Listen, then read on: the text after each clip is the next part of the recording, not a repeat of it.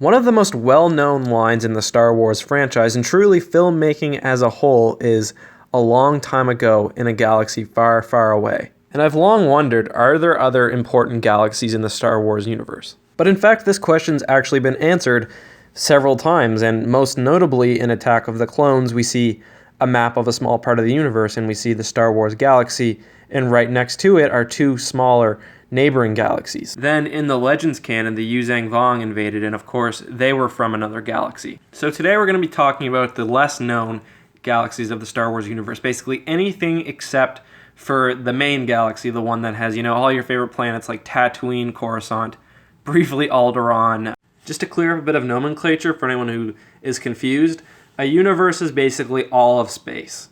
A galaxy is a very large cluster of many solar systems, and a solar system is basically a sun with the planets around it. For example, the main galaxy in Star Wars has about 400 billion stars, with many of those stars having many individual planets, which of course was a fact that blew Anakin away in Episode 1. So for this video, we're going to be using Legends canon as well as current canon where it applies, and obviously we're only going to be talking about the named galaxies from the Star Wars universe, because I'm sure that there are billions and billions of unnamed galaxies, and I don't have the time to go into those ones, so just the few known galaxies that we've been introduced to. So as I said, in Attack of the Clones, we can see a view screen where you can actually see two other galaxies other than the main galaxy. So we're going to talk about those two first.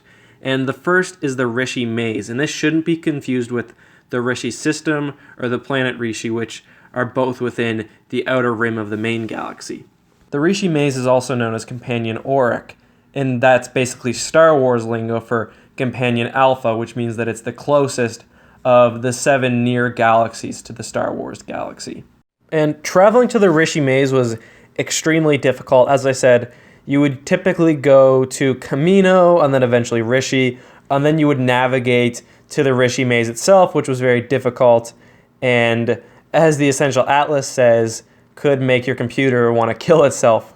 The Rishi Maze was certainly a lot smaller than the main galaxy, though it still probably had at least 20 billion stars, and not a lot has really happened there. The only real story is one where the Rebel Alliance had a small base near a black hole in the galaxy, but not much else besides that. Some people have also speculated that the Intergalactic Banking Clan, just based on their name, may have traded with the Rishi Maze, given that it was the closest galaxy. As with this galaxy, and basically all of the galaxies besides the main one of the Star Wars universe, there's a lot of mystery here. So besides the fact that there are a few inhabited worlds in the maze that it's hard to get to, there's not really a whole lot else that we know. The second closest galaxy is Companion Besh, also often referred to as Firethis or sometimes just Besh. And again, you can actually see this one during Attack of the Clones. It's the one on the bottom right. There's actually a little bit more we know about this galaxy compared to the last one. And actually, Legends canon introduced 4 species from this galaxy, and some of them tried to invade the main galaxy. So there's the Faerun, the Macabre, the Nagai, and the Toph. So starting with the Toph, they were basically these really fat, green-skinned humans. And they're really kind of like the Chiss, except they're fat and green instead of blue and skinny, but they're very regimented, and they focus heavily on military and education. So the Tophs basically started a fight with the other 3 species I just mentioned. So there's the Macabre, who are basically large warrior cyborgs. Then there was also the Nagai, who are again sort of a warrior race, and they're really distinguishable by their hair, which always stands up and is jet black. Then there's the Faerun, and we don't really know a whole lot about these guys, other than they really like to build spaceships, and they like to build spaceships that have chrome on them. Tophs basically fought all 3 of these species, and they had a real easy time with the Faerun and the Macabre. They had a bit more tough time with the Nagai, but they did eventually take their planet. So after that, the Nagai basically don't have a home planet anymore, and they hear that the Galactic Empire has just fallen right after the Battle of Endor, so they figure, we'll go to this neighboring galaxy, we'll take over a few planets, and we'll build our forces back up. So they do so, and they invade several worlds at once. And of course, the Toph follow them there, so now there's 2 extragalactic species in the galaxy. So once the Tophs enter, the Nagai basically ally themselves with the rebels and the Imperials to fight off the Toph forces. And then, of course, they eventually win. The Toph retreats back to their galaxy, and the Nagai are given a few planets in the main galaxy to settle, but actually that some of the Mandalorians from the galaxy go with them to help them reclaim their homeworld, which they did. This is all very elaborate, of course, and you could probably guess that this came from a comic. Basically, shit in the Fire Fist galaxy is a little weird, and we're going to leave it at that.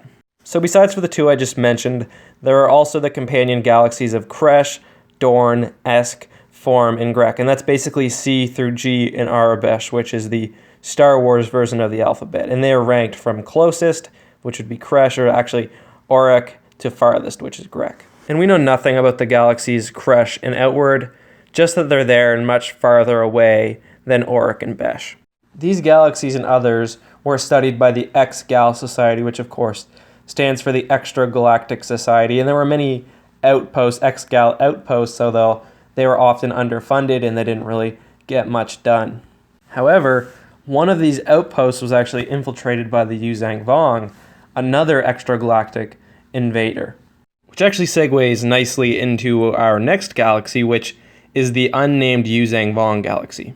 At one point, this galaxy was actually teeming with life. However, the Yuuzhan Vong, both through civil wars and genocide of other species, wiped much of the galaxy out, not just the populations of the galaxy, but often planets and star systems and everything. So it was certainly a dying galaxy.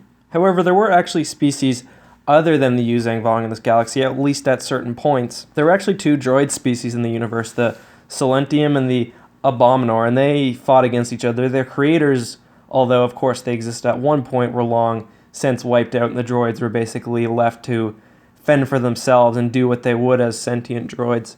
And they basically not only destroyed each other in their wars, but much of the galaxy, kind of like the Vong would later. But the Vong, along with several other organic species, actually rose up against them and expelled both from the galaxy into the main galaxy.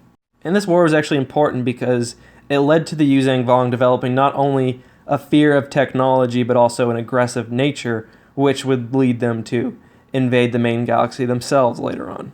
There was also the Chazrak species in that galaxy who were almost completely subjugated by the Yuuzhan Vong, although I'm sure they had a very noble and mighty galactic history before that. But I mean, pretty much every sentient species in that galaxy was eventually either destroyed completely or enslaved by the Vong. So, like I said, what I'm sure was a very interesting galaxy before the Vong, went absolutely insane, is pretty much dead now. And then the Yuuzhan Vong, of course, discovered the main galaxy, and although there had been civil wars and whatnot throughout galactic history, it was still pretty ripe. There were lots of planets left. It could be colonized. It wasn't completely destroyed like their galaxy, so they left, and, well, the rest is history. Anyways, guys, those are the 8 galaxies in the Star Wars universe, other than, of course, the main galaxy, where 99.9% of the action takes place. Some would say that maybe our galaxy is also in the Star Wars universe, and I guess the opening crawl would suggest that. We also perhaps see E.T. in one of the Senate shots in the prequels, but I mean, I think that's more of an Easter egg than anything. But I hope you guys enjoyed this video. It was really lore heavy, and let me know if you guys want more of this. I really like talking about the galaxy, and there is a lot that I can go really in-depth in, so I was thinking maybe I would do videos about each sector of the galaxy, maybe planetary systems and whatnot. So let me know if you guys like that idea. Anyways, guys, this has been Eckhart's Ladder. I love you guys very much. May the Force be with you.